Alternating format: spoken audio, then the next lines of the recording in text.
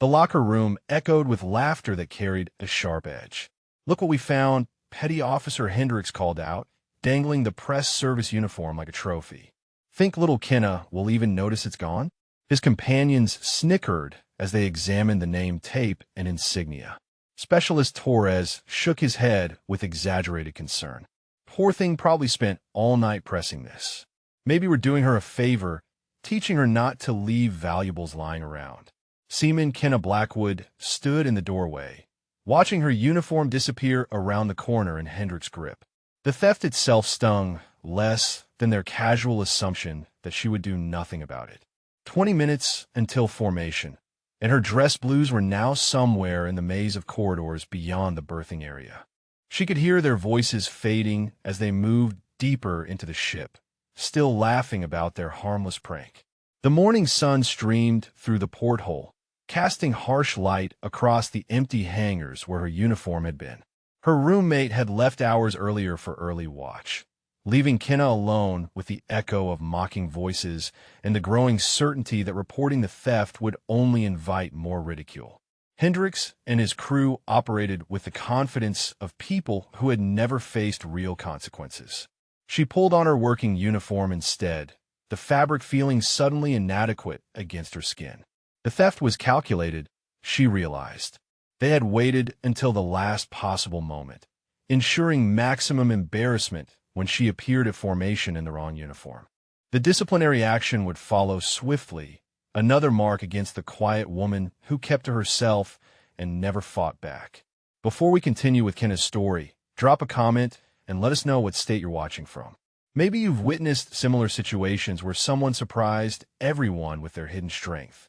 Walking toward the mess deck, she passed clusters of sailors preparing for the day.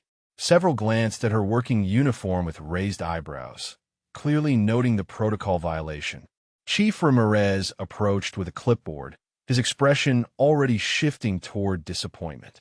"You know dress uniforms are required for morning formation, Blackwood." His tone carried the weariness of someone who expected better from his sailors. "I understand, Chief." She kept her voice steady, offering no excuses or explanations. The chief studied her face for a moment, perhaps expecting the usual stammered justification. When none came, he made a note on his clipboard and moved on, leaving her with the weight of his obvious displeasure. The berthing area buzzed with morning preparations as sailors rushed to complete their routines. Kenna moved through the organized chaos with careful steps, her mind already calculating the ripple effects of the morning's events. The uniform theft would generate paperwork, questions from superiors, and knowing looks from crew members who would assume she had simply been careless with military property. Hendricks appeared in the corridor ahead, now wearing his own immaculate dress uniform. He offered her a theatrical wave, his expression broadcasting mock sympathy for her predicament. Behind him, Torres and Seaman Martinez exchanged glances that promised continued entertainment at her expense. Their confidence was absolute, built on months of small provocations that had never met meaningful resistance. The mess deck filled with the sound of conversations and clinking metal as the morning meal service began. Kenna took her place in line, acutely aware of the curious stares directed at her non-regulation appearance. Word traveled fast on a ship, and her uniform situation would be common knowledge within the hour. The story would grow with each telling, evolving from simple theft into evidence of her inability to maintain basic military standards. She collected her breakfast tray with measured movements, projecting calm while her mind worked through possibilities. The obvious solution would involve reporting the theft through proper channels, triggering an investigation that would ultimately recover her uniform. But Hendricks and his crew had clearly calculated that risk, confident that she would choose silent humiliation over the complications of official complaint. The dining area stretched before her, filled with tables of sailors who had already heard whispered accounts of her morning disgrace. She chose an isolated seat near the bulkhead, settling in to eat while planning her response to the morning's challenge. Around her, conversations continued with the easy rhythm of shipboard life, punctuated by occasional glances in her direction. Hendricks held court at a corner table, regaling his audience with embellished details of the uniform acquisition. His voice carried just far enough to ensure she could hear every word, each sentence designed to reinforce her powerlessness in the face of his casual cruelty. The performance was practiced, polished by repetition against other targets who had learned to endure rather than resist. Formation would begin in 10 minutes, marking the moment when her appearance would become a matter of official record. The thought brought a slight smile to her lips, the first genuine expression she had worn since discovering the empty hangars. Hendricks noticed the smile from across the mess deck, his own expression shifting to confusion at her unexpected reaction to his carefully orchestrated humiliation. The flight deck stretched across the ship's stern, its surface gleaming under the morning sun as sailors assembled in precise formation. Kenna emerged from the island superstructure in her working uniform, immediately drawing the attention of every sailor within visual range. The regulation dress blues surrounded her like an ocean of navy fabric, making her khaki utilities stand out like a beacon of noncompliance. Master Chief Garrison noticed her approach from 50 yards away, his weathered face settling into the expression he reserved for disciplinary problems. He had run morning formations for 23 years, and uniform violations still triggered his legendary temper. Blackwood, his voice carried across the deck like a foghorn. You care to explain why you're not in proper uniform for formation? The assembled sailors turned as one, creating an amphitheater of curious faces focused on her public humiliation. Hendricks stood 3 rows back, his posture radiating satisfaction at the successful execution of his morning's work. Torres whispered something to Martinez that made both men struggle to contain their laughter. The ripple effect of their amusement spread through nearby ranks. No excuse, Master Chief. Kenna's response was crisp, military, offering no justification that might prolong the spectacle. Garrison studied her with the calculating gaze of a senior enlisted man who had seen every possible excuse and explanation. Her calm acceptance seemed to puzzle him more than anger or tears would have. The morning briefing proceeded with Kenna standing at the formation's edge, her uniform violation making her a living example of military failure. Lieutenant Commander Walsh delivered the day's operational updates, while sailors stole glances at the woman who had somehow managed to embarrass herself before breakfast. The whispered commentary grew bolder as minutes passed. She doesn't even look ashamed, Seaman Burke muttered to his rackmate. Most people would be mortified standing out there like that. His companion nodded agreement, both men studying Kenna's composed expression with growing confusion. They had expected tears, stammered apologies, or at least visible distress. Instead, she stood at attention with the bearing of someone waiting for something more interesting to happen. The formation began to disperse as work details received their assignments for the day. Kenna remained in place, understanding that her morning was far from over. Master Chief Garrison approached with measured steps, his clipboard already prepared with the paperwork that would document her infractions. Behind him, Chief Ramirez wore the disappointed expression of a supervisor whose sailor had failed to meet basic standards. Report to my office in 10 minutes, Blackwood. Garrison's tone suggested that the conversation would be neither brief nor pleasant. You'll explain how a sailor with 18 months aboard this ship manages to forget uniform regulations for morning formation. The gathered chiefs nodded their agreement, already forming opinions about her competence and attention to detail. Hendricks lingered near the island superstructure, clearly hoping to witness additional consequences for his morning's entertainment. His crew clustered around him like satellites, feeding off his satisfaction at successfully humiliating someone they perceive as weak. The group dynamic was familiar, predatory, built on the assumption that their target would never retaliate effectively. The Master Chief's office occupied a cramped space deep within the ship's administrative section, its bulkheads covered with decades of regulations and commendations. Garrison settled behind his desk with the deliberate movements of someone preparing for an unpleasant but necessary task. His 23 years of service had taught him to recognize different types of military failures, and Kenna's case puzzled him. You've been aboard this ship for 18 months, Blackwood. Never had a uniform issue before. His eyes studied her face for signs of the usual explanations. Personal problems, financial troubles, substance issues. What changed? The question hung in the air between them, carrying the weight of potential career consequences. Someone took my dress uniform from my locker this morning, Master Chief. The statement was matter-of-fact, delivered without emotion or apparent expectation of sympathy. Garrison's eyebrows rose slightly, his expression shifting from disciplinary preparation to investigative interest. In 2 decades of handling sailor problems, theft of uniforms was relatively uncommon. You're filing a formal complaint then? The question carried implications that both of them understood. Formal complaints meant investigations, interviews, potential criminal charges for whoever had taken military property.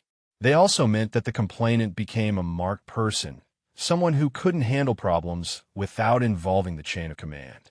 Not at this time, Master Chief.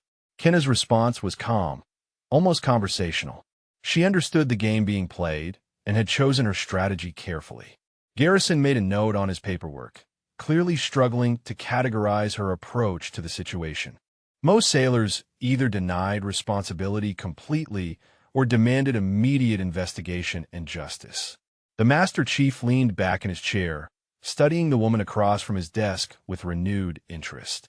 Her service record was spotless, her evaluations consistently above average. Yet she sat before him accepting responsibility for something that wasn't entirely her fault. The contradiction bothered him in ways he couldn't articulate. You understand this goes in your permanent record? The warning was standard procedure, but Garrison delivered it with less conviction than usual. Something about Blackwood's demeanor suggested that permanent records might not concern her as much as they should. Her calm acceptance of consequences felt almost theatrical, as if she were playing a role in someone else's drama. I understand completely, Master Chief. The response came without hesitation, accompanied by the kind of direct eye contact that suggested absolute confidence in her position. Garrison completed his paperwork with growing uncertainty about the morning's events, sensing undercurrents he couldn't identify. Dismissed, Blackwood. Report to your duty station and ensure this doesn't happen again. The standard closing felt inadequate given the unusual circumstances, but military procedure demanded consistency regardless of personal puzzlement. Kenna rose from her chair with fluid grace, her movements carrying the precision of someone comfortable with military bearing. Walking back through the ship's corridors, she passed crew members who had already heard detailed accounts of her morning disgrace. Their expressions ranged from sympathy to smugness, depending on their relationship with Hendricks and his crew.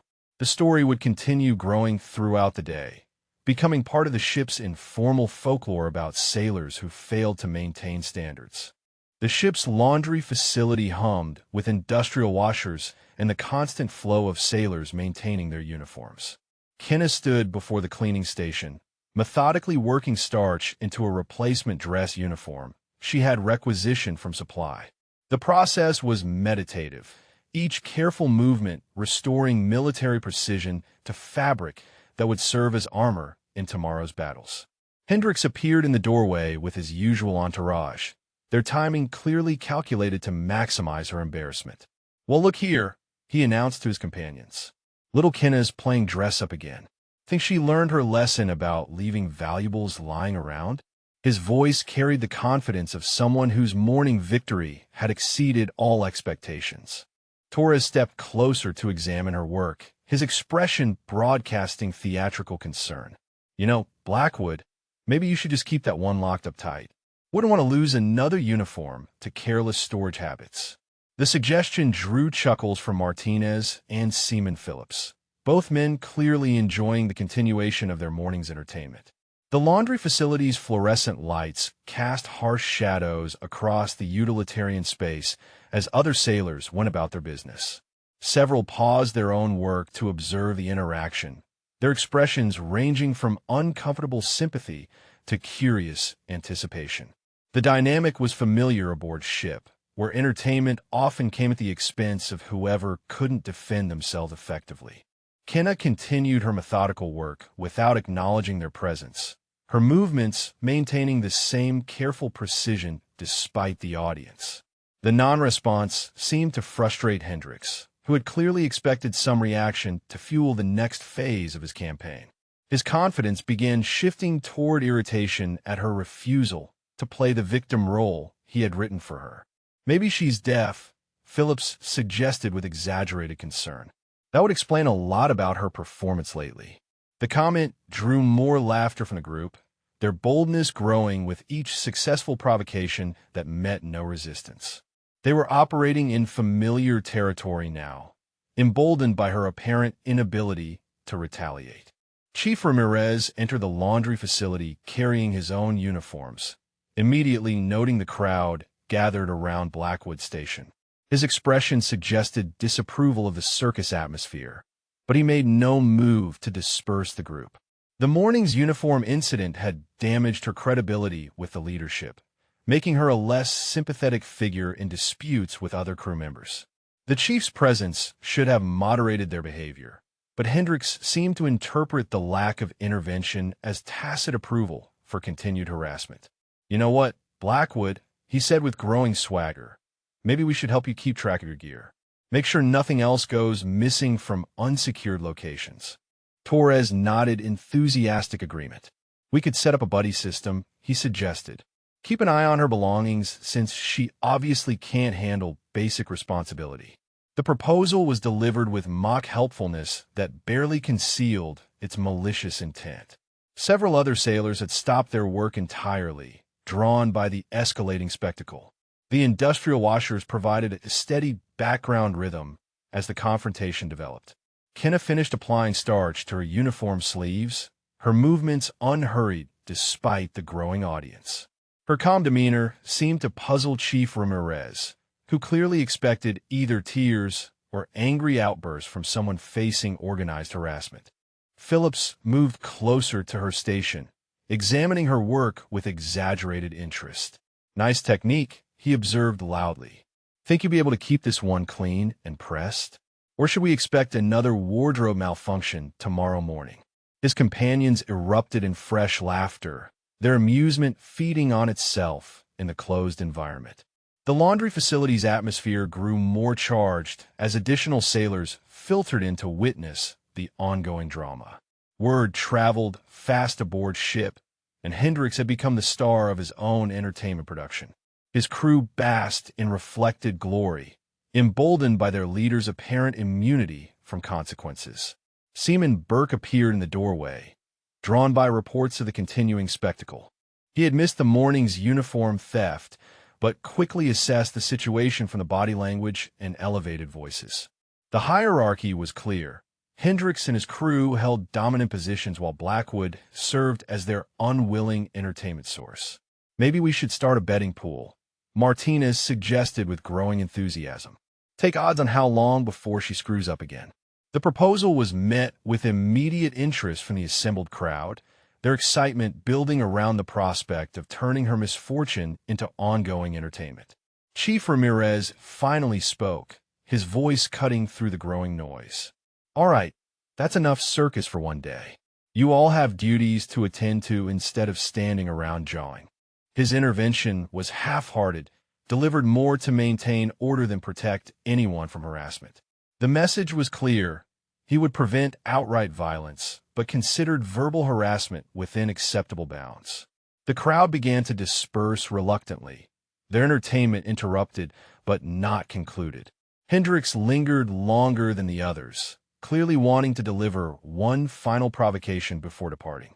"Tomorrow should be interesting, Blackwood," he said with obvious satisfaction.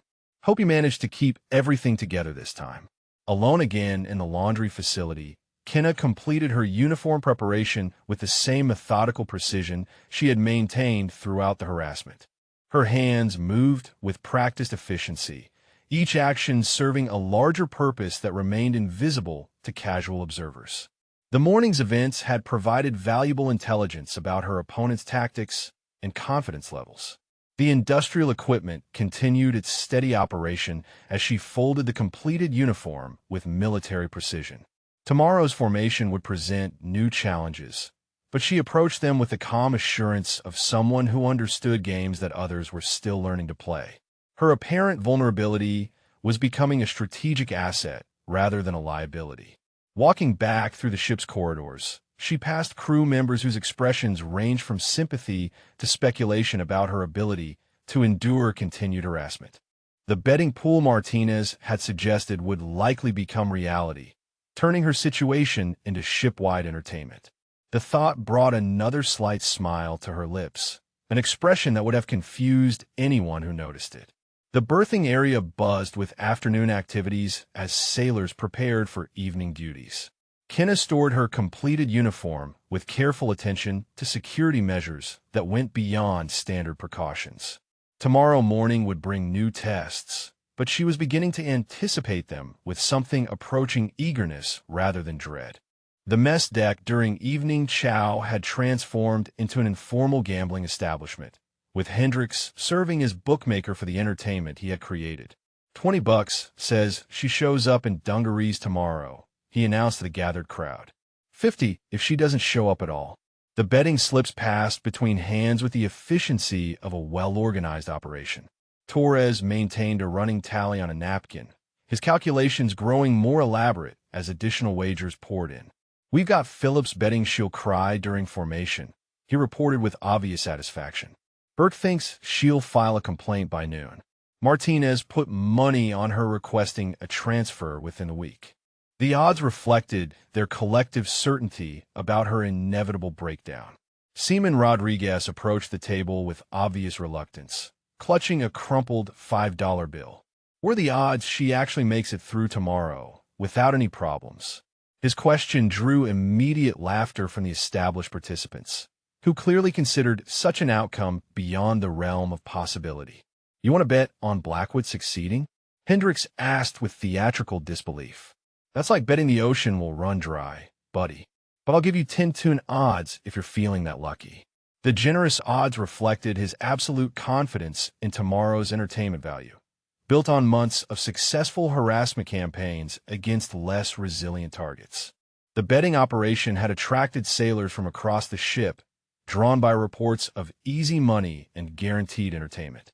Chief Petty Officer Anderson observed the proceedings from a nearby table, his expression suggesting mild disapproval mixed with curiosity about the outcome. The informal tolerance from senior enlisted personnel had emboldened the participants beyond their usual caution. Kenna entered the mess deck carrying her dinner tray, immediately noting the unusual cluster of activity surrounding Hendricks' table.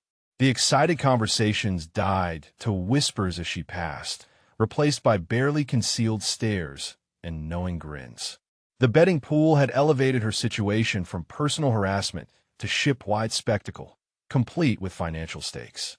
"Look who decided to join us," Phillips called out with exaggerated friendliness. "You want to place a bet on tomorrow's formation, Blackwood? We'll give you insider information since you're the main attraction." His offer drew fresh laughter from the crowd, their amusement building on the absurdity of asking her to bet against herself. The mess deck's atmosphere had shifted from routine dining to carnival anticipation, with her presence serving as the evening's main entertainment. Sailors who had never spoken to her before now studied her with the intense interest of people who had money riding on her performance. The transformation was complete. She had become a commodity rather than a colleague. Martinez leaned back in his chair with obvious satisfaction, surveying the operation he had helped create. "This is better than the Super Bowl," he announced to his companions. "At least here we know the outcome in advance." The comment generated nods of agreement from participants who had built their financial strategies around her predicted failure. Seaman Williams approached the betting table with obvious excitement, clutching a $20 bill like a winning lottery ticket. "Put me down for her having a complete meltdown," he requested eagerly. "I'm talking tears, screaming, the whole breakdown package." Hendricks accepted the wager with professional efficiency, his bookmaking operation running smoother than many official ship functions. The evening meal service continued around the gambling operation, creating a surreal atmosphere where routine military life mixed with organized harassment. Senior petty officers moved through the mess deck without intervening, their lack of action sending clear signals about acceptable behavior boundaries. The message was unmistakable. Blackwood's situation fell within tolerable limits of crew entertainment. Burke studied the betting options with the intensity of someone making a significant financial decision. What about her actually fighting back? He asked with genuine curiosity. Like, physically fighting back against someone? The question drew immediate scoffs from experienced participants who clearly considered such an outcome impossible given her track record. That's not even worth offering odds on, Torres replied dismissively. Look at her. She hasn't said 2 words in defense of herself since this whole thing started. Fighting back would require a backbone she obviously doesn't have. His assessment was met with general agreement from the crowd, their collective judgment built on careful observation of her passive responses. The betting slips continued circulating as more sailors arrived for evening chow, drawn by reports of the entertainment operation. Hendricks had created something approaching a ship-wide phenomenon, with her morning humiliation serving as the foundation for ongoing financial speculation. The success had clearly exceeded his original expectations. Chief Ramirez entered the mess deck and noted the unusual activity level with obvious concern. His approach to Hendricks' table was measured, suggesting intervention without completely shutting down an operation that had captured significant crew interest. The delicate balance reflected the complex dynamics of shipboard leadership and morale management. All right, keep it reasonable, he warned with half-hearted authority.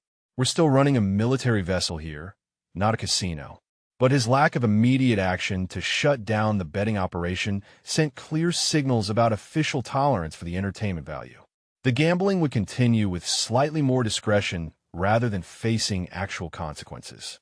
Kenna finished her meal with deliberate calm, her movements maintaining the same composed precision that had characterized her behavior throughout the ordeal. The financial speculation surrounding her situation had added new dimensions to tomorrow's challenges, but her expression suggested anticipation rather than anxiety about the elevated stakes. The mess deck buzzed with excitement as sailors calculated potential winnings and debated the most likely scenarios for tomorrow's entertainment. Hendricks held court at the center of the operation, his success as both instigator and bookmaker cementing his position as the ship's primary entertainment provider. The betting pool had transformed simple harassment into a community event. Walking back to her berthing area, Kenna passed clusters of sailors still discussing tomorrow's odds and potential outcomes. Their conversations carried the excitement of people who believed they had discovered easy money, built on assumptions about her character that would soon face rigorous testing. The anticipation in their voices suggested that tomorrow's formation would draw the largest audience in recent ship history. The corridor outside her berthing area had become a gathering point for sailors hoping to catch glimpses of her preparation for tomorrow's challenges. Their interest was no longer purely malicious. Financial stakes had elevated her to the status of a valuable commodity whose every action might provide profitable intelligence about likely outcomes. The ship's berthing area had settled into the quiet rhythm of night watch, with most sailors deep in sleep before tomorrow's early formation. Kenna lay in her rack listening to the familiar sounds of shipboard life. The gentle hum of ventilation systems, distant footsteps of watch personnel, and the occasional creak of metal adjusting to ocean swells. Her breathing remained steady, controlled, as she mentally rehearsed the morning's approaching revelation. At precisely 0 to 100 hours, she slipped from her rack with movements that barely disturbed the air around her. Years of specialized training had taught her to move through sleeping quarters without triggering the unconscious awareness that separated light sleepers from deep ones. Her roommate continued breathing with the heavy rhythm of exhausted sleep, unaware of the figure gathering specific items in the darkness. The ship's corridors took on a different character during night hours, lit by red emergency lighting that preserved night vision while providing minimal illumination. Kenna moved through familiar passages with the confident navigation of someone who had memorized every junction, every potential obstacle, every camera placement. Her destination lay deep within the ship's restricted storage areas. Petty Officer Jackson maintained the night watch at the security desk, his attention focused on routine paperwork rather than monitoring personnel movements. The late shift attracted sailors who preferred solitude to social interaction, making them ideal for operations requiring minimal observation. Kenna approached his station with the casual confidence of someone conducting legitimate business. "Need to retrieve some gear from my storage locker," she informed him quietly. Jackson glanced up from his logbook, noting her presence without particular interest. Night watch personnel had seen every possible variation of sailors accessing personal equipment at unusual hours. He waved her through with the disinterested efficiency of someone managing routine operations. The storage area stretched beyond the reach of overhead lighting, creating pools of shadow between rows of metal lockers. Kenna moved to a specific unit marked only with an alphanumeric code that would mean nothing to casual observers. Her key turned smoothly in the lock, revealing contents that would have surprised anyone who had witnessed her passive acceptance of the day's harassment. Inside the locker, military gear was arranged with the precision of a professional armorer. Body armor, tactical equipment, and specialized clothing filled every available space with an efficiency that spoke to years of operational experience. At the center of the collection, a complete set of Navy SEAL combat gear waited in perfect readiness. Each piece maintained to standards that exceeded normal military requirements. She began the methodical process of equipment preparation, her movements flowing with the muscle memory of countless similar operations. Each piece of gear received careful inspection before being approved for tomorrow's mission. The transformation from passive target to elite operator was beginning with the same quiet efficiency that had characterized her response to harassment. The tactical vest came first, its weight familiar and comforting against her shoulders. The equipment pouches contained specialized tools that most sailors would never see, let alone understand how to employ effectively. Communication devices, tactical lights, and other apparatus were verified and positioned with the precision of someone whose life had often depended on gear placement. Her movements through the storage area created no unnecessary sound, each step calculated to avoid attracting attention from night watch personnel. The preparation ritual was meditative, almost ceremonial, as she transitioned from the role of victim into something far more dangerous. Years of specialized training were awakening after months of careful dormancy.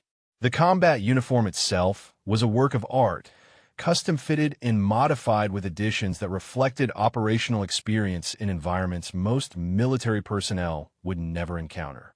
Insignia and identification patches told a story of service in units whose very existence was often classified. The transformation was more than cosmetic. It was a return to her true professional identity. Advanced equipment filled specialized pockets with the efficiency of a professional loadout. Night vision devices, tactical communications gear, and other tools arranged themselves according to protocols learned in the world's most demanding training programs. Each item had earned its place through proven performance in conditions where failure meant death rather than embarrassment. The final element was a set of identification credentials that would transform tomorrow's revelation from simple surprise into absolute shock. The laminated cards contained authorizations and clearances that existed several levels above normal shipboard hierarchy. Tomorrow's audience would discover that their entertainment target possessed authority they had never imagined possible. Completing the preparation, she secured the locker and retraced her path through the ship's corridors. The night watch continued their routine duties, unaware that tomorrow's formation would feature a demonstration that would become fleet legend. Her return to the berthing area was as silent as her departure, leaving no evidence of the transformation that had occurred in the storage facility shadows. Back in Iraq, Kenna resumed the breathing patterns of natural sleep while her mind reviewed tomorrow's operational plan. The morning would bring more than simple uniform compliance. It would deliver a lesson about assumptions and underestimation that her tormentors would never forget. The betting pool had created an audience worthy of the revelation she was preparing to provide. The ship continued its steady progress through dark waters, carrying a crew that believed they understood the dynamics of power and hierarchy aboard their vessel. Tomorrow would teach them that some assumptions carried dangerous consequences, and that entertainment built on harassment sometimes came with unexpected costs.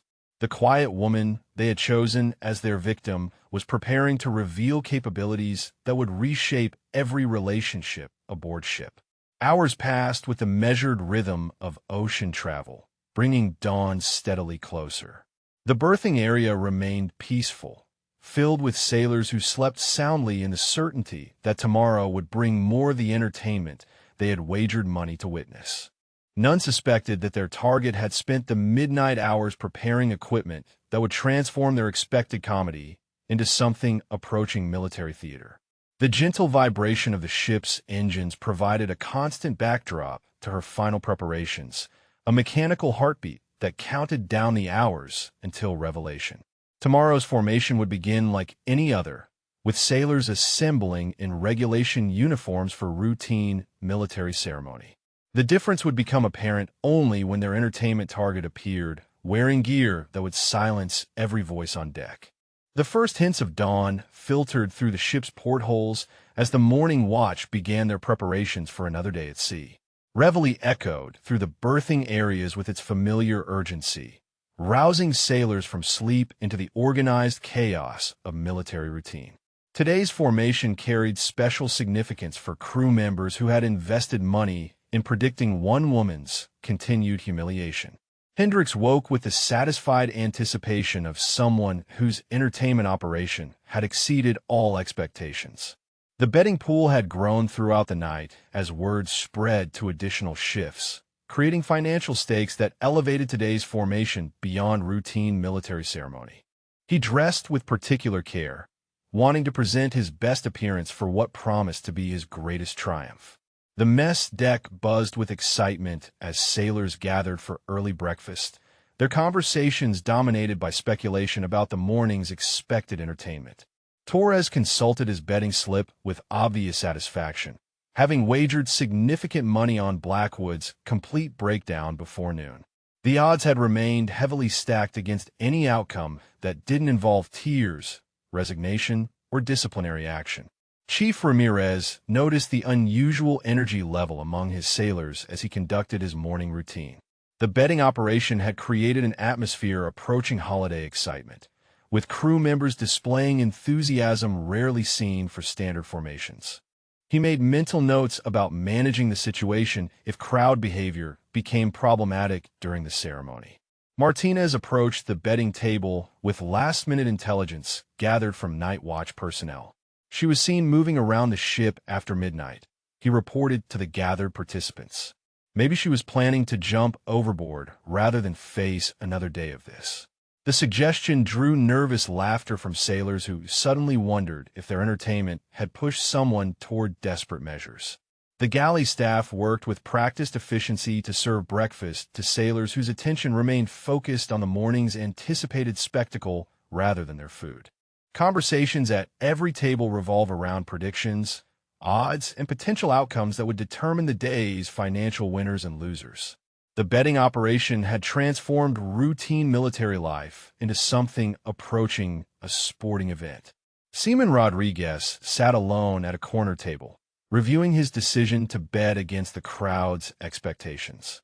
The 10-to-1 odds had seemed attractive when he placed the wager, but the collective certainty of his shipmates was beginning to undermine his confidence. Everyone seemed convinced that Blackwood's situation could only deteriorate further. Phillips consulted his watch with growing excitement as formation time approached.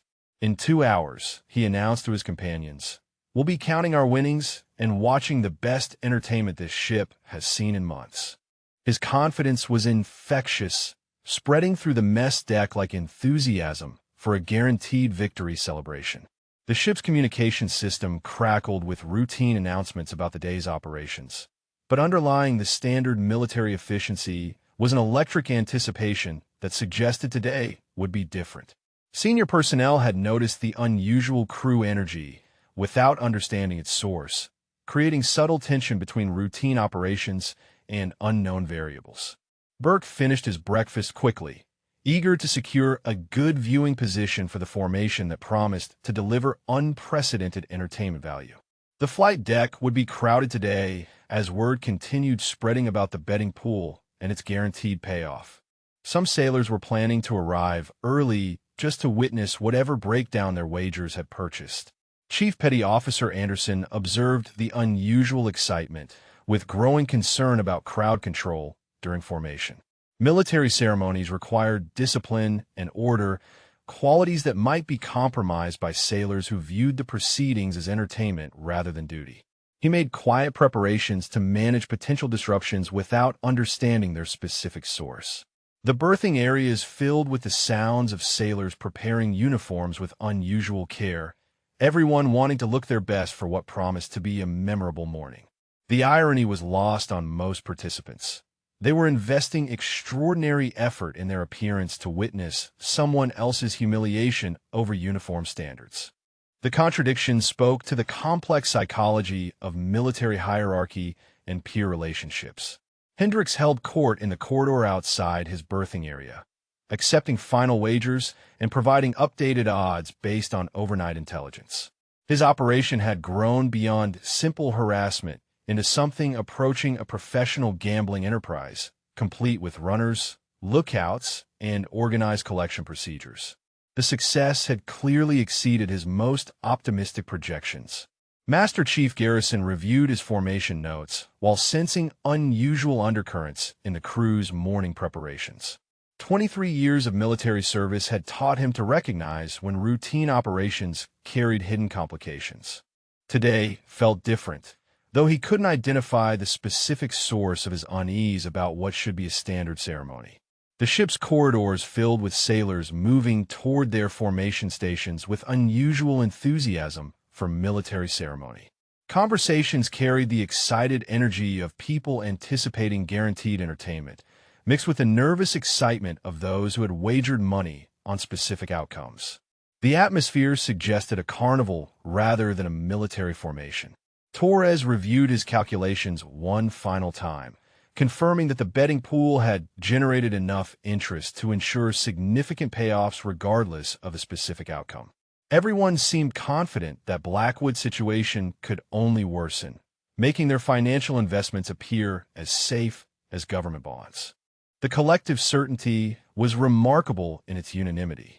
Seaman Williams practiced his victory celebration in private, having wagered heavily on the most dramatic breakdown scenarios. His investment strategy was based on careful observation of her passive responses to escalating harassment, leading him to conclude that complete collapse was inevitable under continued pressure. The morning would validate his analytical approach to entertainment gambling. The flight deck preparations began as sailors started gathering equipment for the morning formation. Today's ceremony would be larger than usual, drawing participants who normally found excuses to avoid routine military gatherings. The betting pool had created an audience that guaranteed maximum visibility for whatever entertainment was about to unfold. Chief Ramirez noted the unusual crowd size as he prepared his formation roster, wondering why today's gathering was attracting such unprecedented attendance. The energy level suggested something beyond routine military business, though the specific cause remained unclear to personnel who weren't part of the gambling operation. The morning was developing complications he hadn't anticipated. The eastern horizon began showing the first colors of sunrise as the ship continued its steady progress through calm seas. Today's formation would take place under perfect weather conditions, ensuring maximum visibility for whatever spectacle the betting pool had purchased. The stage was set for a morning that would become fleet legend, though not in the way anyone expected. The flight deck filled with sailors 30 minutes before the scheduled formation time, an unprecedented early gathering that reflected the unusual anticipation surrounding the morning's expected entertainment. Hendricks positioned himself with clear sight lines to where Blackwood would be forced to stand during her next public humiliation, his expression radiating the confidence of someone whose investment was guaranteed to pay dividends.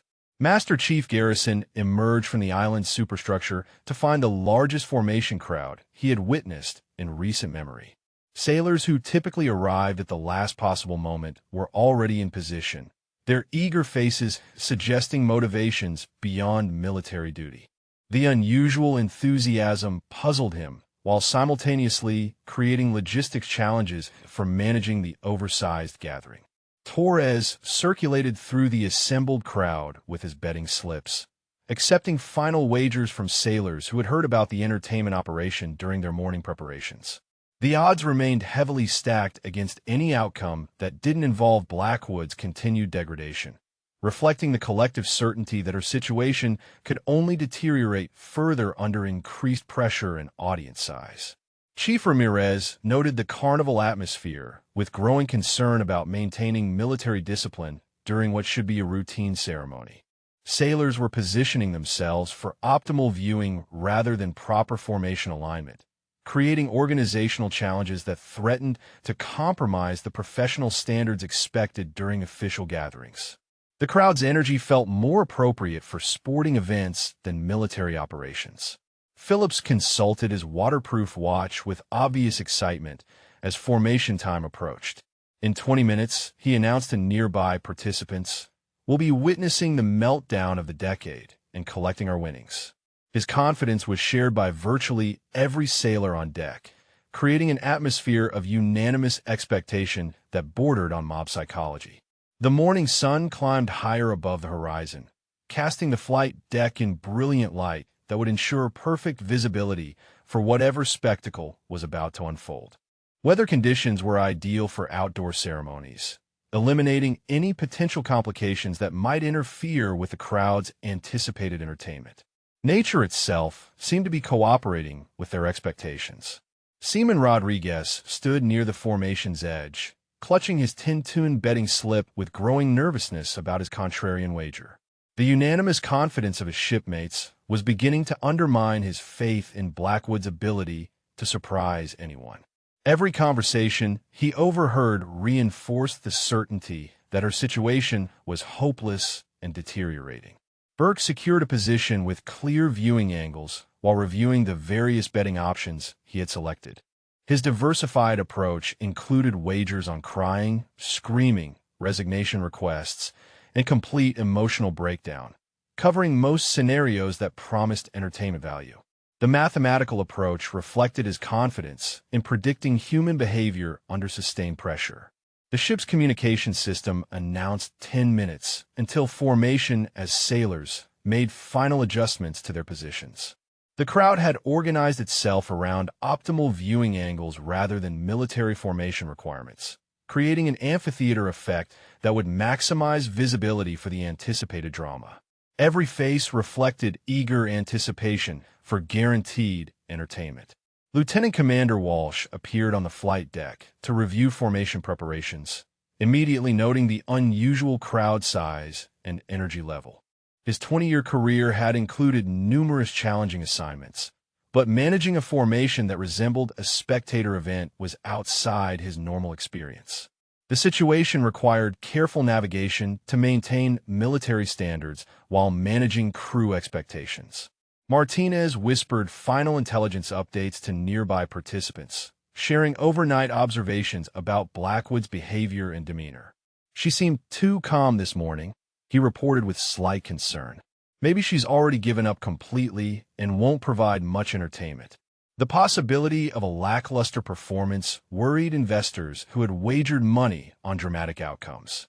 The betting operation had attracted participants from every department aboard ship, creating a ship-wide community event around one person's expected humiliation.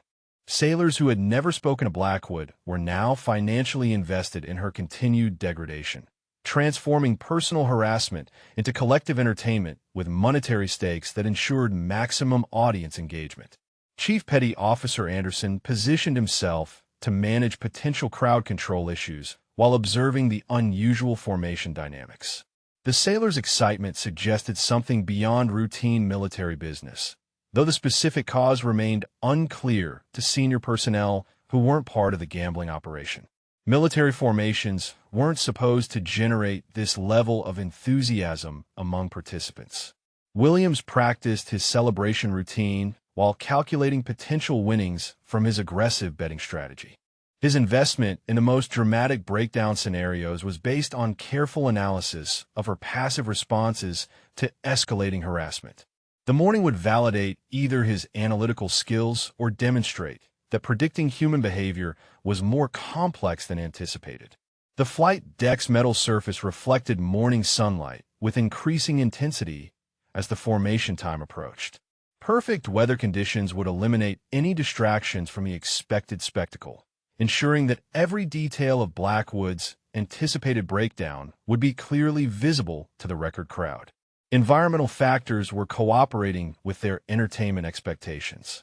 Hendricks surveyed his creation with obvious satisfaction, noting how his simple harassment campaign had evolved into a ship-wide phenomenon that was generating unprecedented crew engagement.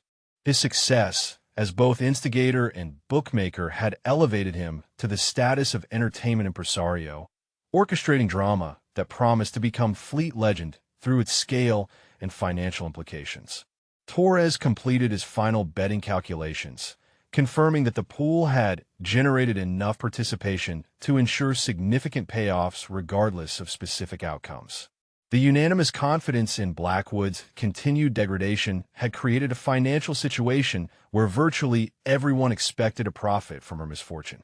The collective investment guaranteed maximum audience attention. The formation area buzzed with quiet conversations as sailors shared predictions and speculation about the specific form or breakdown would take. The variety of betting options reflected creative imagination about human suffering, with participants eagerly anticipating tears, resignation, disciplinary action, or complete emotional collapse. The range of expectations suggested a crowd prepared for comprehensive entertainment. Master Chief Garrison checked his formation roster one final time while noting the unprecedented attendance level for what should be routine morning ceremony. The crowd's energy suggested hidden dynamics that he didn't fully understand, creating variables that threatened to complicate standard military procedures. Today's formation was developing characteristics that fell outside normal operational parameters. The eastern horizon continued brightening as the scheduled formation time approached, promising perfect visibility for whatever drama was about to unfold. The stage was set for a morning that would reshape relationships and assumptions throughout the ship's crew, though not in the direction anyone anticipated. The record audience was gathering to witness a revelation that would become naval legend. The ship's communication system crackled with a 5-minute warning as Master Chief Garrison prepared to call the formation to attention. The flight deck had reached capacity, with sailors positioned for optimal viewing of the morning's anticipated entertainment, their faces reflecting unanimous confidence in witnessing guaranteed drama. The betting pool had created an audience that transformed routine military ceremony into something approaching a gladiatorial spectacle. Hendricks stood at the formation's edge with the bearing of someone whose masterpiece was about to reach its climax. His harassment campaign had evolved beyond simple personal entertainment into a ship-wide phenomenon that was generating unprecedented crew engagement. The success exceeded his most optimistic projections, cementing his reputation as the ship's premier entertainment provider through calculated cruelty. Torres clutched his betting slips while scanning the crowd for Blackwood's arrival, eager to witness the breakdown that would validate his financial investment in human suffering. The odds had remained consistently stacked against any outcome that didn't involve tears, resignation, or complete emotional collapse. His analytical approach to predicting human behavior under pressure was about to face its ultimate test. Chief Ramirez positioned himself to maintain formation discipline despite the carnival atmosphere that had developed around the expected spectacle. 20 years of military service had taught him to manage various crowd dynamics, but today's situation fell outside normal parameters. The sailors' excitement suggested motivations beyond military duty, creating challenges for maintaining professional standards during official ceremonies. The morning sun reached optimal position for illuminating the flight deck, ensuring perfect visibility for whatever drama was about to unfold. Weather conditions were ideal for outdoor ceremonies, eliminating potential complications that might interfere with the crowd's anticipated entertainment. Environmental factors seem to be cooperating with their collective expectations for guaranteed spectacle. Phillips checked his timepiece with growing excitement as the moment of truth approached. In 3 minutes, he announced to nearby participants, "We'll be witnessing the performance of a lifetime and counting our winnings." His confidence was shared by virtually every sailor on deck, creating an atmosphere of unanimous expectation that bordered on mob psychology, fueled by financial stakes. The berthing area remained notably quiet as most sailors had already gathered on the flight deck for the unprecedented morning formation. The unusual early attendance reflected the magnetic pull of guaranteed entertainment, drawing participants who typically found excuses to avoid routine military gatherings. Today's formation had achieved attendance levels that would be remarkable for voluntary events. Martinez whispered final observations to fellow investors while maintaining surveillance on the ship's access points. "She hasn't appeared yet," he reported with slight concern about potential anticlimactic outcomes. "Maybe she's planning to hide below decks rather than face the music." The possibility of avoiding confrontation worried participants who had invested significant money in witnessing dramatic breakdown scenarios. Burke reviewed his diversified betting strategy one final time, confirming his coverage of multiple breakdown possibilities, including crying, screaming, resignation requests, and complete emotional collapse.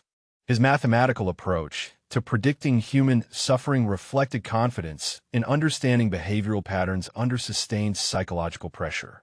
The investment strategy was designed to profit regardless of the specific form her degradation would take.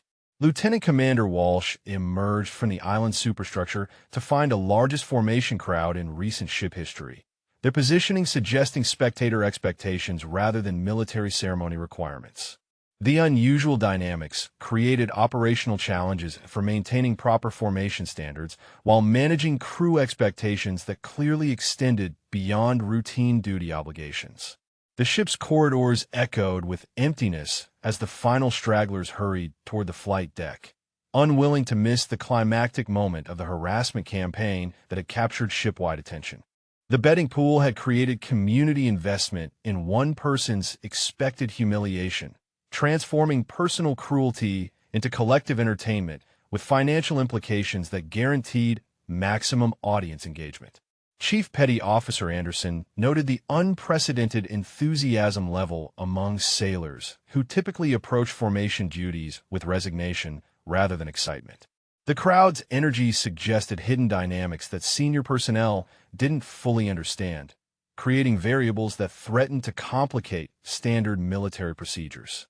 Today's ceremony was developing characteristics that fell outside normal operational parameters. Seaman Rodriguez clutched his contrarian betting slip with growing nervousness about his 10-tune wager against the crowd's unanimous expectations. The collective certainty of his shipmates was undermining his confidence in Blackwood's ability to surprise anyone with unexpected resilience. Every conversation reinforced the apparent hopelessness of her situation and the inevitability of continued degradation. Williams positioned himself for optimal viewing while practicing his victory celebration routine, having wagered aggressively on the most dramatic breakdown scenarios available through the betting operation. His investment strategy was based on careful analysis of her passive responses to escalating harassment, leading to conclusions about inevitable psychological collapse under sustained pressure and increased audience size. The flight deck's metal surface reflected intensifying sunlight as formation time approached, creating perfect illumination conditions that would eliminate any visual obstacles to the anticipated spectacle. The record crowd had organized itself around viewing optimization rather than military formation requirements, creating an amphitheater effect that would maximize visibility for expected drama. Master Chief Garrison reviewed his formation procedures while noting the unusual crowd dynamics that threatened to transform routine military ceremony into something resembling entertainment venue management. The sailors' positioning and excitement levels suggested motivations beyond military duty, creating operational challenges that required careful navigation to maintain professional standards. Torres completed final betting calculations while confirming that the pool had generated enough participation to ensure significant payoffs for virtually everyone who had invested in Blackwood's continued humiliation. The unanimous confidence in her inevitable breakdown had created a financial situation where collective profit was expected from individual suffering, guaranteeing maximum audience attention. The eastern horizon blazed with full morning light as the scheduled formation time arrived, promising perfect visibility for whatever revelation was about to unfold. The stage was set for a morning that would become naval legend, though the nature of that legend would prove dramatically different from audience expectations. The record crowd was gathering to witness entertainment that would reshape every assumption about power, capability, and identity aboard their vessel. Hendricks surveyed his creation with supreme satisfaction, noting how his harassment campaign had generated unprecedented crew engagement and financial activity. The morning represented the culmination of months of calculated cruelty, promising to deliver entertainment value that would cement his reputation as the ship's premier spectacle provider. His confidence in the outcome was absolute, built on careful observation of his target's passive responses to escalating pressure. Master Chief Garrison's voice boomed across the flight deck with the authority of 23 years in the Navy. Formation, fall in. The command triggered immediate movement as sailors shifted from spectator positioning to military alignment, though their eager faces continued, reflecting anticipation for the morning's promised entertainment. The unprecedented crowd size created organizational challenges that required additional time to achieve proper formation standards. The assembled sailors arranged themselves in regulation rows while maintaining optimal viewing angles for the anticipated spectacle. Hendricks positioned himself with clear sight lines to where Blackwood would be forced to stand during her next public humiliation, his expression radiating supreme confidence in the entertainment value his harassment campaign was about to deliver to the record audience. Lieutenant Commander Walsh reviewed the formation from his position near the island superstructure, noting the unusual energy level among sailors who typically approached morning ceremonies with resigned duty compliance rather than eager anticipation. The crowd dynamics suggested hidden motivations that extended beyond routine military obligations, creating variables that might complicate standard ceremonial procedures. Torres clutched his betting slips while scanning the formation for Blackwood's arrival, his calculations confirming significant financial returns from her expected breakdown. The betting pool had generated unprecedented participation levels, with virtually every sailor investing money in predictions about the specific form her continued degradation would take. The collective financial stakes guaranteed maximum audience attention. The ship's communications system crackled with routine announcements about the day's operations, but underlying the standard military efficiency was electric anticipation that suggested today would be fundamentally different from normal shipboard routine. Senior personnel sensed unusual undercurrents without understanding their specific source, creating subtle tension between operational requirements and unknown variables. Phillips checked his watch while reviewing his diversified betting strategy, having wagered money on multiple breakdown scenarios including tears, resignation requests, and complete emotional collapse. His investment approach reflected confidence in predicting human behavior under sustained psychological pressure, based on careful observation of her passive responses to escalating harassment over recent days. The morning sun reached optimal position for illuminating the flight deck with brilliant clarity, ensuring perfect visibility for whatever drama was about to unfold before the largest formation audience in recent ship history. Environmental conditions were cooperating with crowd expectations for guaranteed entertainment, eliminating potential weather complications that might interfere with anticipated spectacle. Chief Ramirez moved through the formation, making final adjustments to sailor positioning while noting the carnival atmosphere that had developed around the expected entertainment.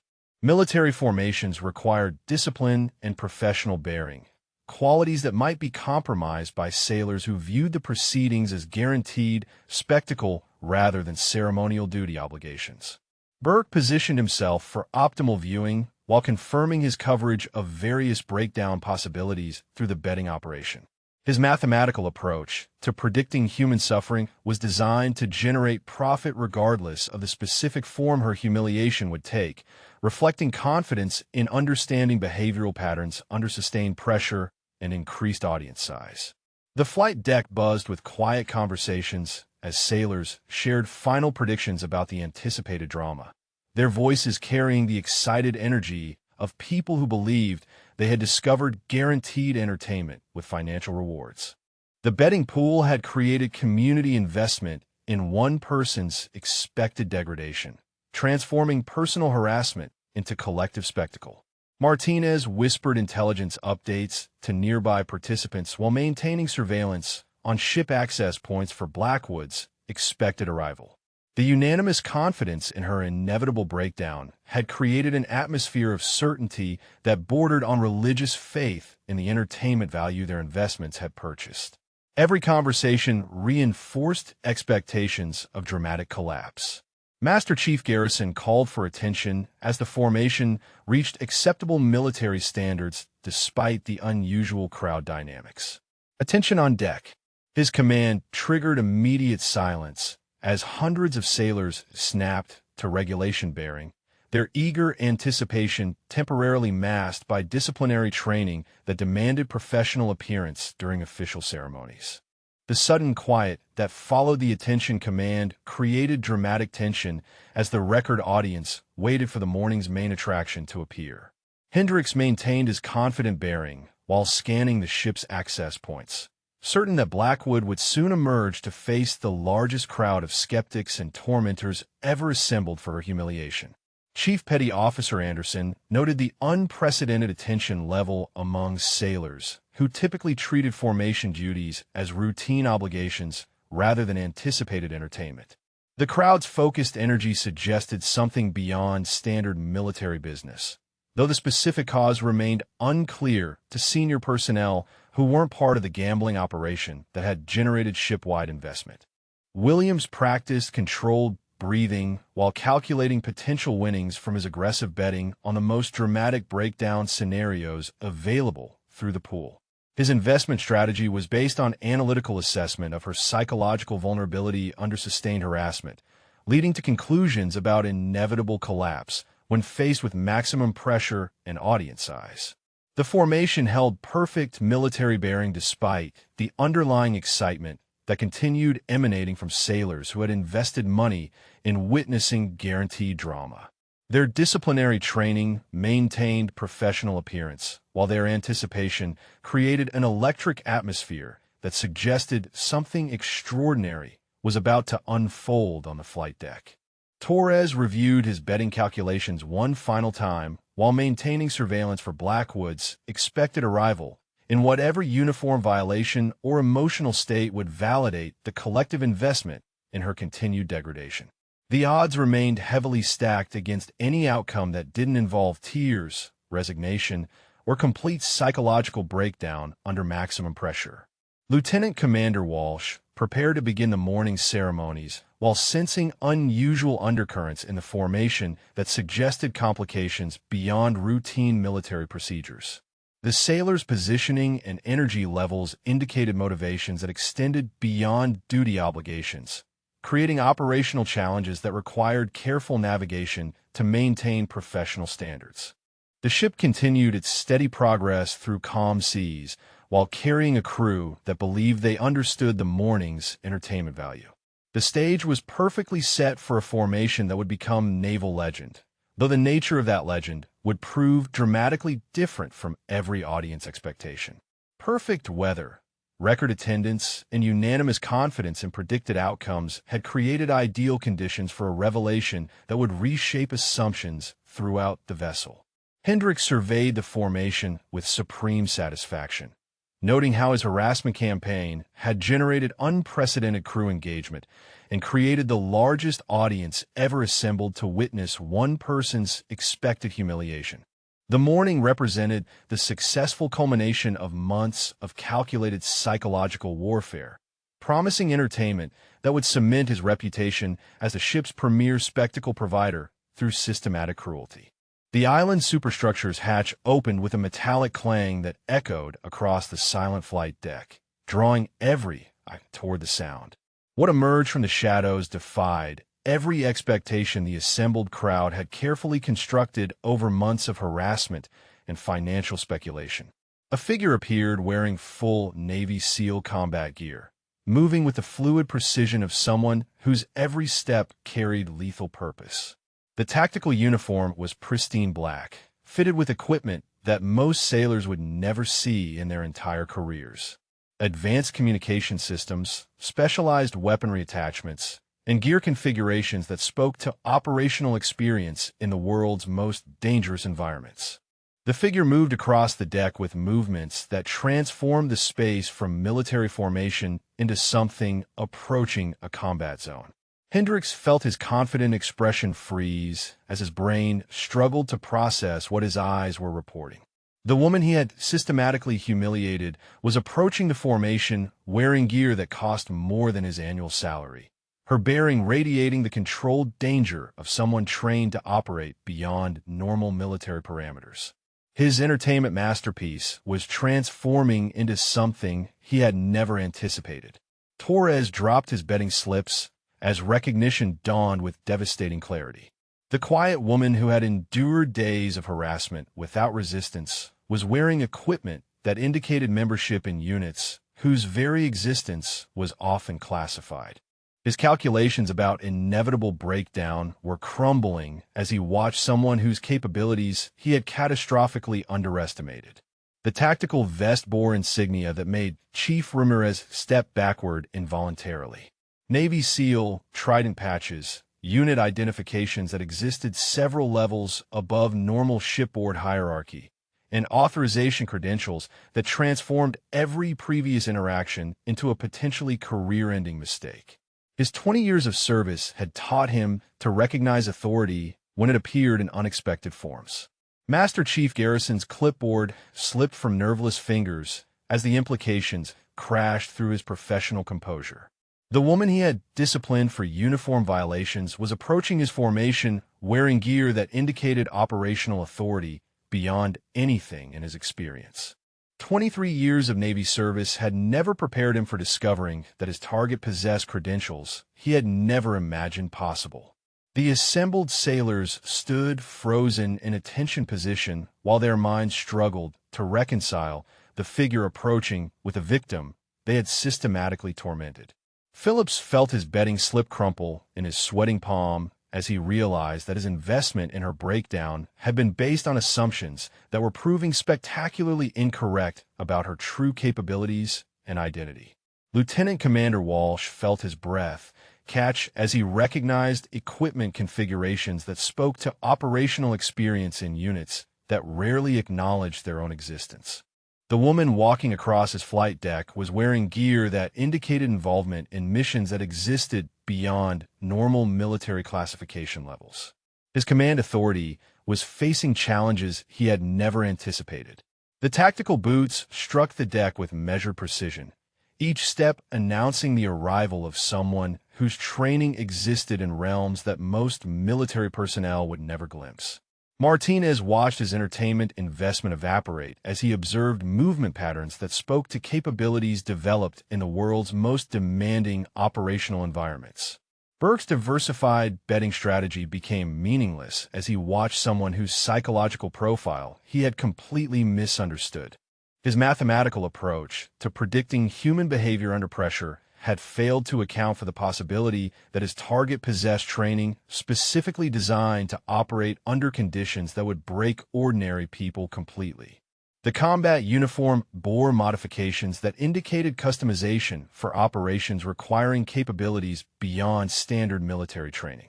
Specialized equipment pouches, advanced communication devices, and tactical accessories that spoke to experience in environments where failure meant death rather than embarrassment. The transformation was more than cosmetic. It represented a revelation of true professional identity. Chief Petty Officer Anderson felt his crowd control concerns evaporate into something approaching professional terror as he recognized authority that existed beyond his ability to manage or comprehend. The formation he had prepared to supervise was becoming something that fell completely outside normal operational parameters, requiring responses he had never been trained to provide.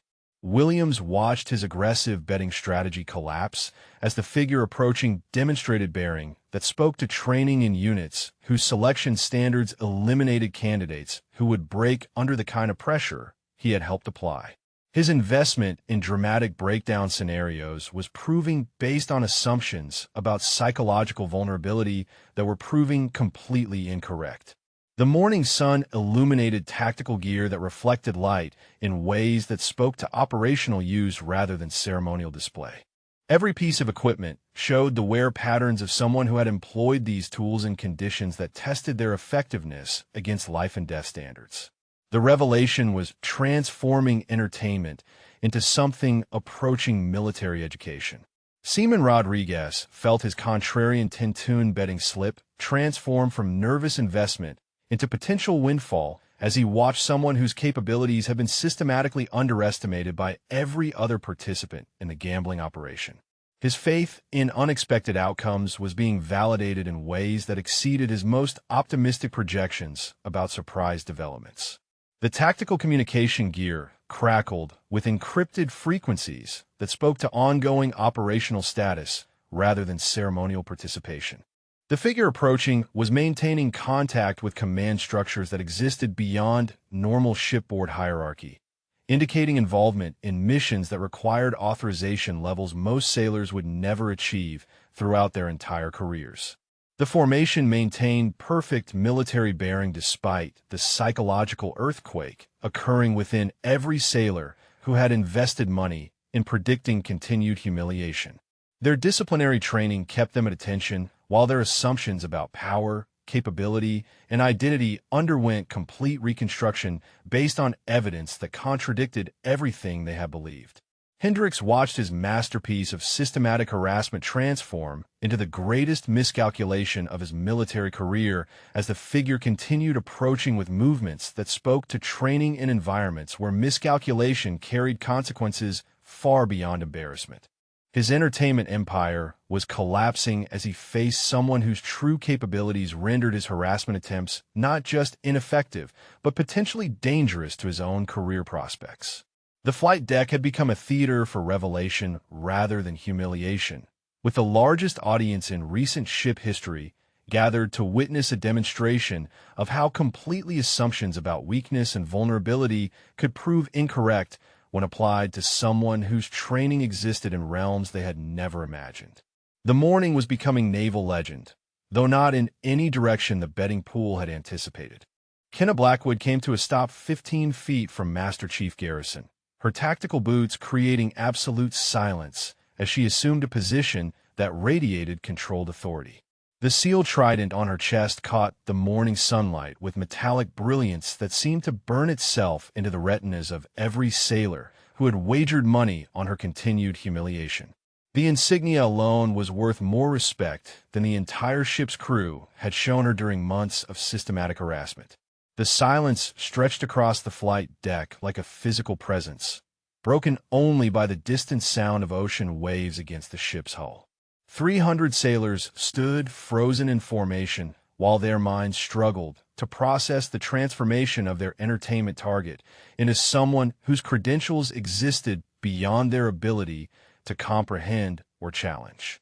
The betting slips in their pockets had become worthless paper documenting their collective failure to recognize elite capability.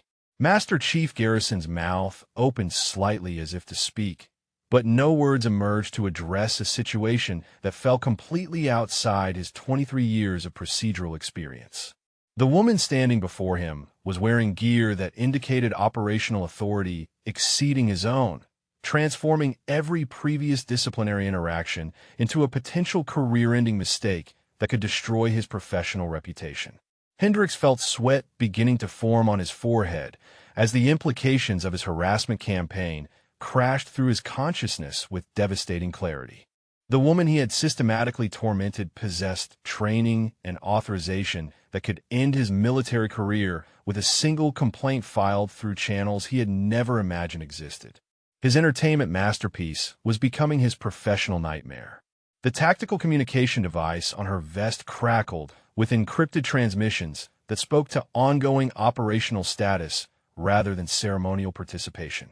Command frequencies that existed beyond normal shipboard hierarchy were maintaining contact with someone whose involvement in classified missions was becoming undeniably apparent to everyone witnessing the revelation unfolding before them.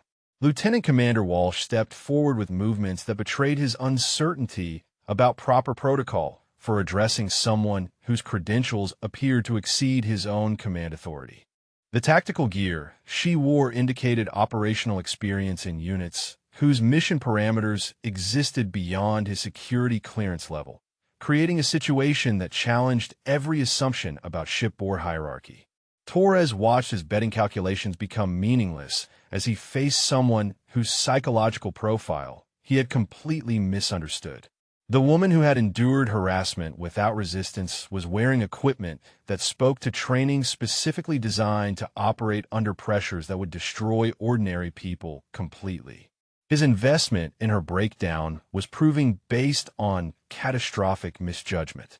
Chief Ramirez felt his disciplinary confidence evaporate as he recognized equipment that indicated membership in units whose selection standards eliminated candidates who would break under the kind of systematic pressure his leadership had failed to prevent. The woman he had disappointed with uniform violations possessed credentials that made his authority seem insignificant by comparison.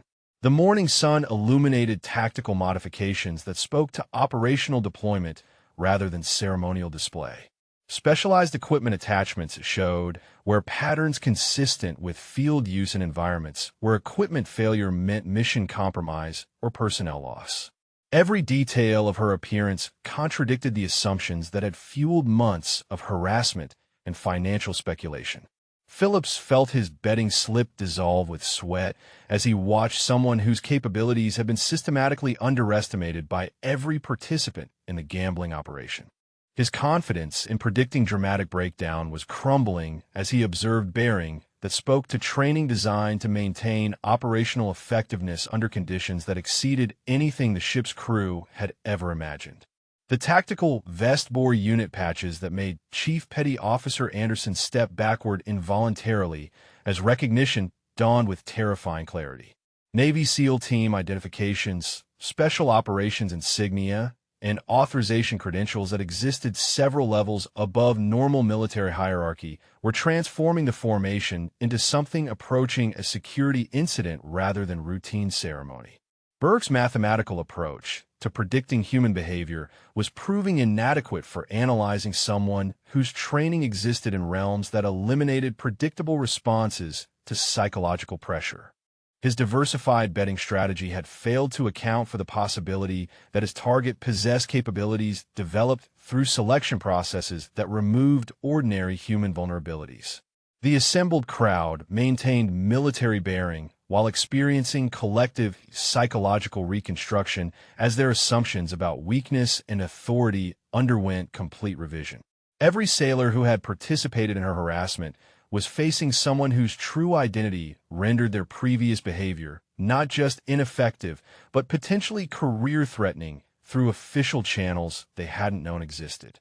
Williams felt his aggressive investment in breakdown scenarios transform into evidence of his failure to recognize elite capability when it chose to remain hidden. The woman approaching had endured systematic harassment while possessing training and authorization that could have ended the campaign immediately through methods that would have destroyed her tormentors professionally. The flight deck had become a theater for education rather than entertainment, with the largest audience in recent ship history gathered to witness a demonstration of how completely surface appearances could mask capabilities that existed beyond their experience or imagination. The morning was teaching lessons about judgment, assumption, and the dangerous consequences of underestimating people based on incomplete information. Martinez watched his entertainment investment evaporate as he observed movement patterns that spoke to operational experience in environments requiring capabilities beyond standard military training. The woman who had cleaned laundry while enduring mockery was wearing gear that indicated involvement in missions whose very existence was often classified beyond normal personnel clearance levels. Master Chief Garrison finally found his voice, though it emerged as barely more than a whisper that carried across the silent formation with crystal clarity. The words came slowly, each one weighted with the recognition that his professional world had just undergone fundamental reconstruction based on information that challenged everything he thought he understood about military hierarchy and capability. "Who are you?" The question hung in the morning air like smoke from naval gunfire, carrying implications that extended far beyond simple identification into realms of authority, capability, and the dangerous consequences of systematic harassment directed against someone whose true identity existed beyond normal shipboard understanding. The answer would reshape every relationship aboard the vessel and transform the morning's expected entertainment into naval legend of an entirely different character than anyone had anticipated. Petty Officer First Class Kenna Blackwood, Navy SEAL Team 6. Her voice carried across the silent flight deck with the controlled authority of someone accustomed to delivering mission briefings in situations where lives depended on clear communication. The tactical identification emerged from lips that had endured months of harassment, while concealing credentials that existed beyond the imagination of everyone who had tormented her. Master Chief Garrison felt his legs weaken as the full implications crashed through his professional composure. SEAL Team 6 represented the pinnacle of military capability, operating in missions that existed beyond normal classification levels. The woman he had disciplined for uniform violations possessed training and authorization that made his 23 years of service seem like kindergarten preparation by comparison. The formation remained frozen in perfect military bearing, while 300 minds simultaneously recalculated every previous interaction with someone whose true identity had just shattered their understanding of hierarchy, capability, and the dangerous consequences of systematic harassment. The betting slips in their pockets had become evidence of their collective failure to recognize elite warfare capability. Hendricks felt his harassment masterpiece transform into the greatest miscalculation of his military career as he faced someone whose training included methods for dealing with threats that extended far beyond playground bullying. His entertainment empire was collapsing as he realized that his target possessed capabilities that could end his career through channels he had never imagined existed. Lieutenant Commander Walsh stepped forward with movements that betrayed his uncertainty about proper protocol for addressing someone whose operational authority potentially exceeded his own command structure. SEAL Team 6, he repeated quietly, his voice carrying the reverence reserved for units whose mission parameters existed beyond normal military comprehension. The tactical gear she wore suddenly made perfect sense as specialized equipment designed for operations requiring capabilities that most military personnel would never develop throughout their entire careers. Every modification, every piece of advanced technology, every tactical accessory spoke to deployment in environments where ordinary military training would prove inadequate for mission success or personnel survival. Torres dropped his betting slips completely as recognition dawned that his entertainment investment had been directed against someone whose psychological training was specifically designed to operate under pressures that would destroy ordinary people. His calculations about inevitable breakdown had been applied to someone whose selection process eliminated candidates who possessed ordinary human vulnerabilities. The morning sun illuminated insignia that transformed the flight deck from military formation into something approaching a security briefing as sailors realized they were witnessing capabilities that existed beyond their clearance levels. The SEAL Trident caught light with metallic brilliance that seemed to burn through months of accumulated assumptions about weakness and victimization.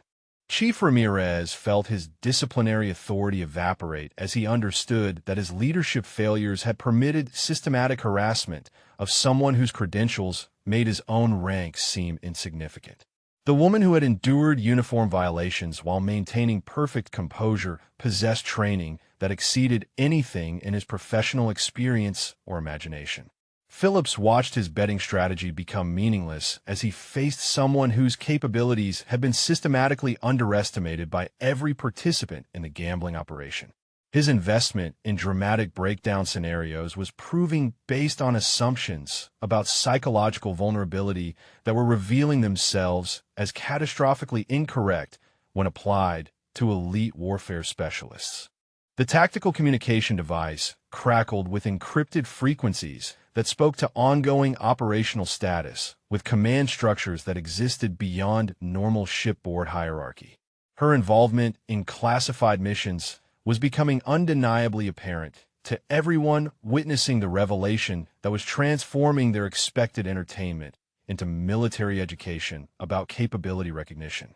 Burke felt his mathematical approach to predicting human behavior collapse as he observed someone whose training eliminated predictable responses to psychological pressure. The woman who had cleaned laundry while enduring mockery possessed capabilities developed through selection processes that removed ordinary human reactions to harassment and systematic pressure. Team 6 operates beyond normal classification parameters. She continued with calm authority that commanded absolute attention from the largest formation audience in recent ship history. My presence aboard this vessel serves operational requirements that extend beyond routine naval deployment. The explanation carried implications that stretched far beyond simple uniform compliance into realms of national security and classified mission parameters. Martinez felt his entertainment investment transform into evidence of security awareness failure as he realized that their gambling operation had been conducted around someone whose mission status required protection rather than harassment. The betting pool had created a security incident rather than harmless entertainment, with implications that could affect everyone who had participated. Master Chief Garrison found his voice emerging as barely controlled whisper that carried across the silent formation with devastating clarity. "Ma'am," he began, using the respectful address that military protocol demanded when facing superior capability regardless of apparent rank structure. The word carried acknowledgement that his previous interactions had been based on incomplete information about her true status. Williams watched his aggressive betting on breakdown scenarios transform into documentation of his failure to recognize elite capability when it chose to remain concealed for operational reasons. His investment strategy had been directed against someone whose training specifically included maintaining cover identity while enduring treatment that would reveal mission status to hostile forces. The assembled sailors maintained perfect military bearing while experiencing complete psychological reconstruction as their assumptions about authority and capability underwent fundamental revision. Every person who had participated in systematic harassment was facing someone whose true identity rendered their previous behavior potentially treasonous rather than merely inappropriate. If this story of hidden strength and revealed capability moved you, share your thoughts about your favorite moment, or tell us about someone you know who surprised everyone with abilities they never expected. The flight deck had become a theater for transformation rather than humiliation, with a record audience gathered to witness a demonstration that would become naval legend through its lessons about judgment, assumption, and the dangerous consequences of underestimating people based on incomplete information. The morning was reshaping relationships throughout the vessel as truth replaced speculation. Chief Petty Officer Anderson felt his crowd control concerns transform into security management as he realized that the formation was witnessing capability revelation that existed beyond normal operational parameters. The situation required responses that fell outside his training while demanding immediate recalibration of every assumption about shipboard hierarchy and personnel classification. The tactical modifications on her equipment suddenly revealed themselves as field-tested improvements developed through operational deployment in environments where equipment failure meant mission compromise or personnel loss. Every detail of her appearance was providing education about capabilities that existed beyond the experience of everyone who had systematically underestimated her true status. Torres felt his calculations about inevitable psychological collapse prove meaningless when applied to someone whose training eliminated normal human responses to pressure and harassment. The woman who had endured systematic torment while maintaining operational security possessed capabilities that existed in realms beyond ordinary military comprehension or classification levels. The morning sun reached full intensity as the formation concluded with a revelation that would transform every relationship aboard the vessel. Perfect weather conditions had provided ideal visibility for a demonstration that proved how completely surface appearances could mask capabilities existing beyond normal imagination. The stage had been perfectly set for naval legend, though the nature of that legend proved dramatically different from every expectation the betting pool had purchased through their investment in systematic harassment and financial speculation about continued humiliation.